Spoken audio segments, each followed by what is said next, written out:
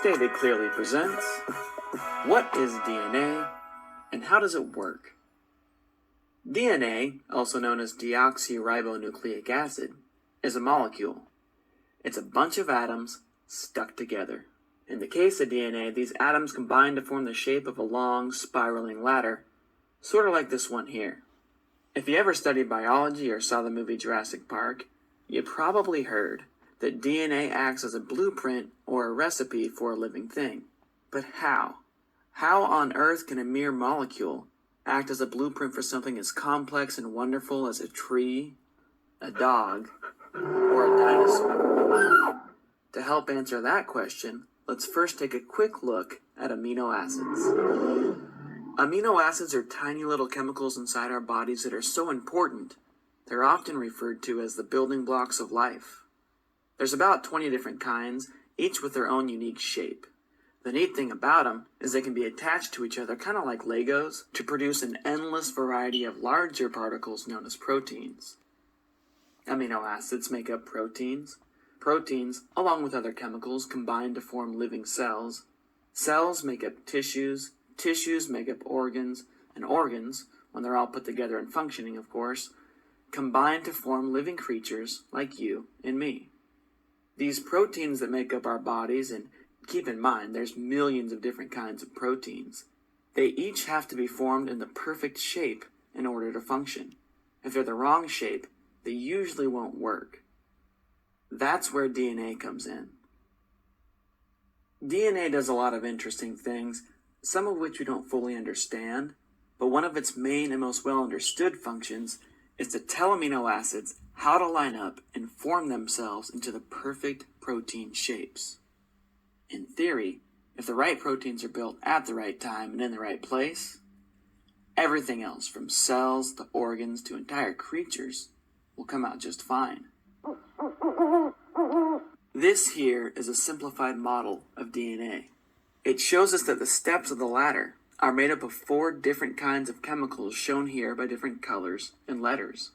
If you look at just one half of the molecule, you can read its chemical sequence or genetic code from top to bottom, sort of like a book. A single strand of DNA is extremely long, millions of letters long. It spends most of its life coiled up like a noodle, living inside the nucleus or the centerpiece of a cell.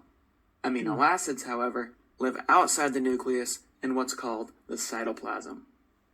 To help DNA interact with the cytoplasm and convert those amino acids into proteins, special chemicals inside the nucleus make partial copies of the DNA code. These partial copies, called RNA, look a lot like DNA, but they're shorter, of course, and they're missing one of their sides. Their small shape and size allows them to fit through tiny pores in the nucleus, out to the cytoplasm, and into the mouth of another particle called a ribosome. Ribosomes are protein-building machines. They read the RNA code 3 letters at a time, suck amino acids out of their surroundings, and stick them together in a chain according to the RNA code. As the chain grows, it bends, it folds, and it sticks to itself to form a perfectly shaped protein. Every 3 letters of the RNA code tell the ribosome which of the 20 different kinds of amino acids should be added next. For example, CAA tells the ribosome to grab a glutamine. AGU tells it to grab a serine, and so on. Once a protein is built, it can then go on to do a number of different things, one of which could be to help form a brand new cell. So to answer the original question, what is DNA? DNA is a molecular blueprint for a living thing. How does it work? DNA creates RNA, RNA creates protein, proteins go on to form life. This entire process, as complicated, as sophisticated, as magical as it might seem, is entirely based in chemistry. It can be studied, it can be understood. I'm John Perry, and that's DNA stated clearly. Do it! Just do it! Don't let your dreams be dreams. Yesterday you said tomorrow.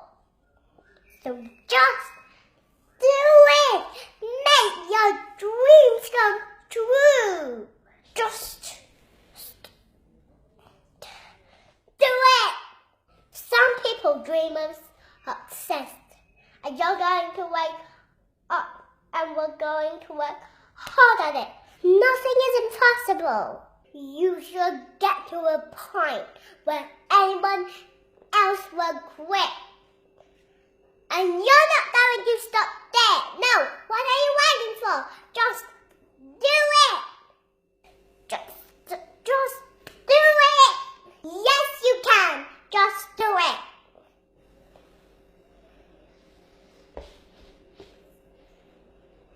If you're tired of starting over, stop giving up.